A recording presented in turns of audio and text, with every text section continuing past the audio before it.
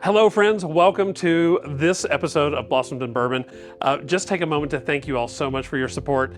Our subscriptions are going up. You guys are great about making comments. I love reading your comments. I love answering and replying to your comments, so please keep that up. And one of the folks that we heard back from is a good friend of mine named Lisa. And Lisa sent me a picture of an arrangement that was kind of the inspiration for this episode. And in that picture, there were some fruit elements that were incorporated in this beautiful flower arrangement. And she said, I don't know, I just saw this, I thought it was so pretty, I thought maybe you would enjoy seeing it. Well, not only did we enjoy seeing it, but it's something that we've actually done before, and that's incorporating fruit into flower arrangements. You'll see some images of a wedding that we've done where we incorporated fruit into the centerpieces for the wedding. And so that's what we're going to do tonight. This is not going to be a specific design style, but the thing we're going to concentrate on tonight is adding fruit to flowers. So one of the things that, you know me, I like doing is kind of pushing the envelope on how we do perspective and how we look at the overall dimensions of arrangements. So I chose a tall vase for this, and purposely for that tall vase, we're not going to make a tall arrangement. And I'll show you how that's going to work out. I did put foam in this. Part of the reason for the foam in this is we need this nice sturdy foundation, the mechanic in this, to really be solid and hold fast for this fruit. There's a fair amount of weight associated with the fruit, and when it goes into the arrangement, we want to have a nice solid foundation. So I'm going to use just a little bit of this anchor tape. This is from the Fitz company, just to kind of go over the oasis, kind of keep it in place and nice and secure. And sometimes those little pieces will pop off the rim. So just like we would if we were doing a tape grid on a clear vase, I'm going to come back and I'm going to put just a small piece of tape over top of each one of these so that it kind of holds it down and in place, and we're going to feel good and secure about the mechanics on this. Honestly, if you were going to make this arrangement and not move it very far, I don't know that, if you're going from your kitchen to your dining room table, I don't know that I would even bother with the tape. All right, so first 2 or 3 insertions, let's review some of the information we've learned. Establish the overall height and width of the arrangement. In this case, this arrangement is going to have an element that cascades down, and that is going to be created by this beautiful hanging amaranthus, which is what this flower is called. And it's gorgeous. I'm going to cut it pretty short because I want it to tuck right here into this foam and create this sort of beautiful cascading element over the front of the container like that. So that's going to be an important element of the overall dimension and shape and size of this arrangement. Because I love all these little tendrils, we're going to work some of those in there too. And these things are a great way to just kind of hide that mechanic. Just tuck some little things in there so that you can not see that so specifically. We're going to tuck a second piece in because I do want a full look with this. And this one's going just a little bit behind the first one. So it kind of creates that sort of cascading effect in the front. All right. So let's talk about the fruit for a second, because that's one of the elements I want to add next. When dealing with fruit in an arrangement, you should choose a fruit that's fairly firm. You want something that's not soft and mushy, because it's just not going to hold up well. So these Bosc pears, these, I don't remember, Crispin, maybe apple variety, they're both really, really nice and firm. And what I'm going to do is use this particular product, which is called a cowee pick. And it's a floral product that we use just a ton here. It's cut like a square, so it has smooth sides. It's pointed on the end. It goes right into the fruit. And because this is such a firm fruit, it's going to be nice and stable in there. One of the reasons I'm doing that, and I want it for this application, is when this wood pick goes in this wet foam, the foam is going to, the moisture in the foam is going to cause the wood pick to swell up. And that's going to make the fruit nice and secure. So after this fruit has been sitting in there for a bit, it's going to be nice and secure. It won't go anywhere. So I want that to be a little bit higher and a little bit elevated. Again, in terms of the dimension of how that arrangement's going to look, I want that fruit to be kind of prominent. So I'm going to place it right there. I love putting things in arrangements like this where there are bundles of things together. Now, this bundle of these radishes is just a little too big, so we're going to tear it down a little bit. Just kind of cut the rubber band off of that. Pull it apart so that we have something that's a little more manageable for our arrangement. And let me tell you, I know that we're thinking about fall here with this, so this is a great way to build a centerpiece for your Thanksgiving table while we're talking about that. Can you imagine how beautiful it would be to have a Thanksgiving centerpiece with beautiful flowers and then also to have fruits and vegetables in it? So I'm just taking a chenille stem pipe cleaner. I'm using green so that it blends in. Just going to twist that little bundle together. And then I'm going to take this Dixon pin. Again, it's got wood picks on the end. It has a little metal hinge in the center. And what we're going to do is just lay that right down in the chenille stem. We're going to twist the chenille stem around the Dixon pin so it stays in place. Trim that off. Tuck the loose ends kind of behind the radishes. And then we're going to bend this up. So these two wood picks then are going to be what goes into the arrangement to hold the radishes in place. All right. I definitely want them kind of over to the side. All right, can you see where we're headed with that? So you got those kind of radishes cascading over the side of the container, which is super cool. Now, I didn't bring the hydrangeas. I'll be right back. Got that sort of great blushy color on there that's going to work great with this fruit that has that kind of blushy color to it. This guy looks like he might be broken. So we're not going to discard him just because he's broken. Give it a little trim. Make sure there's enough coverage there so that there's a little bit of stem showing. And just tuck him down into the foam.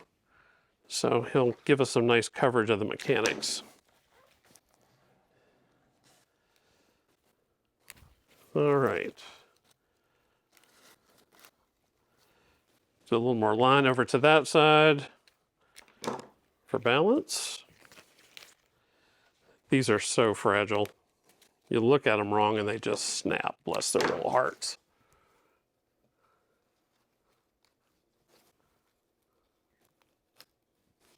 There we go. All right, I'm going to save him to tuck in later. Let's do a couple of apples now. This does have a wire on the end of these picks, on the straight end. It's not on the pointed end. And the wire has all sorts of other applications. So we use these cowee picks for lots of things here at the shop. But because I don't necessarily want that wire down in the foam, I just snip it off and leave the apple right there. Okay.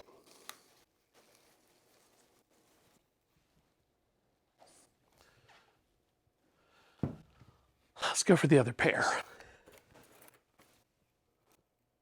Now you can, of course, depending on, the angle that you want the fruit, you can insert the angle of the pick into the fruit at a different area, pointing in a different direction, so you get that. Yeah, there we go. So that's kind of what I was hoping for with that. All right, so let's get some flowers in there.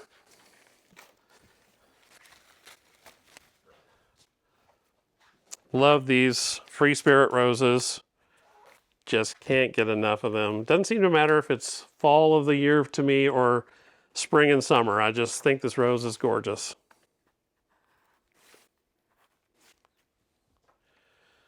And this is going to be very much tucked in sort of a tight arrangement.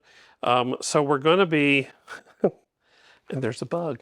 We're going to be kind of playing a little bit with the rules of proportion on this, where the arrangement should be 1.5 times the height of the container at a minimum. So what we're doing is we're going 1.5 times, but it's going to be in the opposite direction. So we'll be going down instead of up. All right.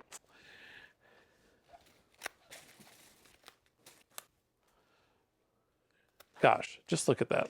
I mean, just look at that. It's crazy.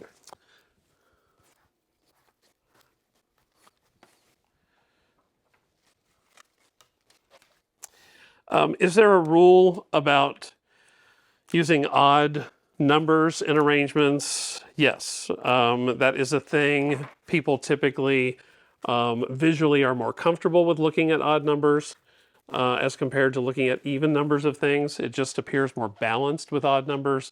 So at this point, I'm probably going to stay with the 1 apple and the 2 pears as the kind of key fruit elements in this. This is just kind of a supporting player, so I'm not really considering him a part of that whole combination of types of flowers in those numbers.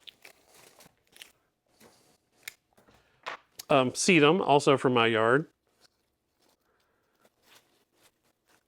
Frog's tongue, I think, is sedum is called commonly. I remember the person who gave me this years ago, we worked together at the time, and he said, "Would you like some frog's tongue?" And I had no idea what he was talking about.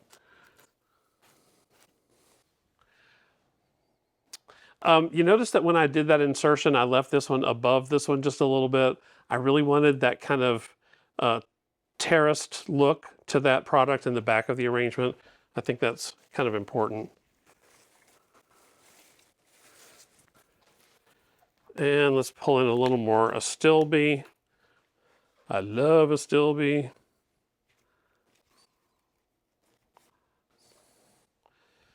It's amazing how this matches the color of that hanging amaranthus too.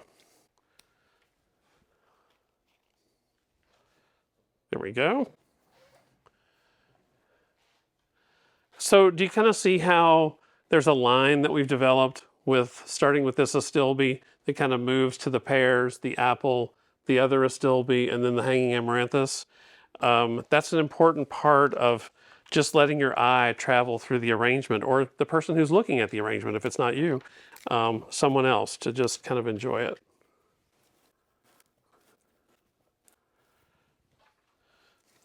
All right, we got to get going here. We have to taste the bourbon today. That's partly why you came, right?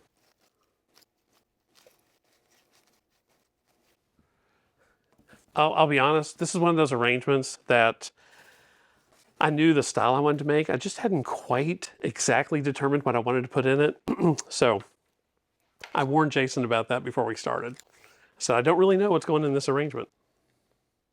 This is called chocolate lace. It's like Queen Anne's lace, but it's actually developed and genetically made to be sort of this beautiful sort of burgundy brown color, which works so nicely with what we're doing here.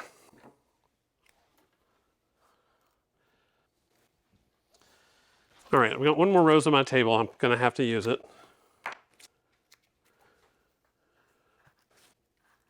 And depending on where this arrangement's going, we don't want the back to be completely without flowers. So that's the back.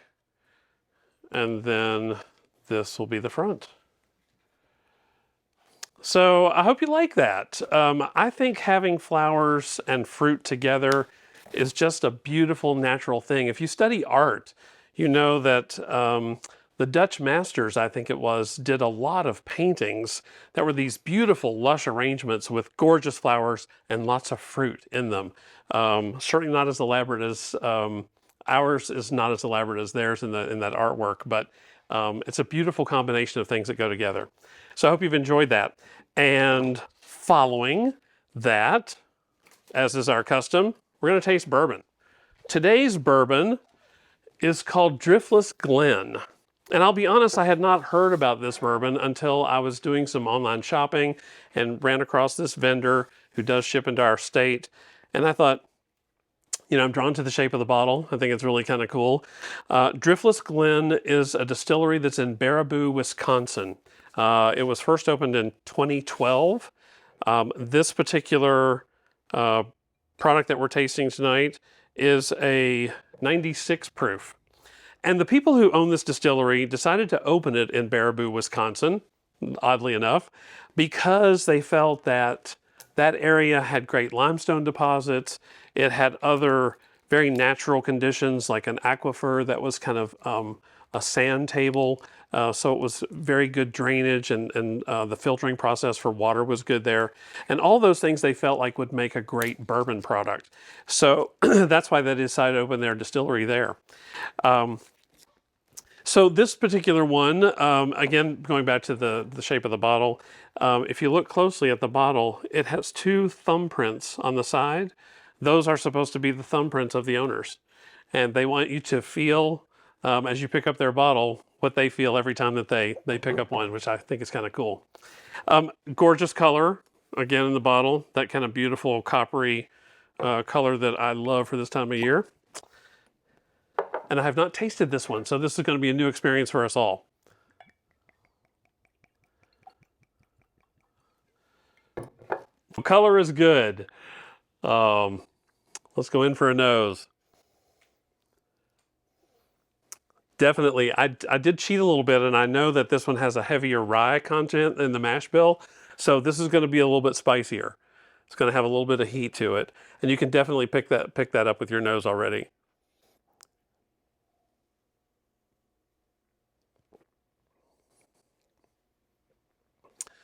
Definitely, Jason, you're not going to like this one. It's definitely hot. It's definitely a little bit warmer. There's actually like pepper, like an actual flavor of pepper. Definitely the cinnamon that I typically get when I'm getting a little heat from a bourbon. Although it's not unpleasant by any stretch.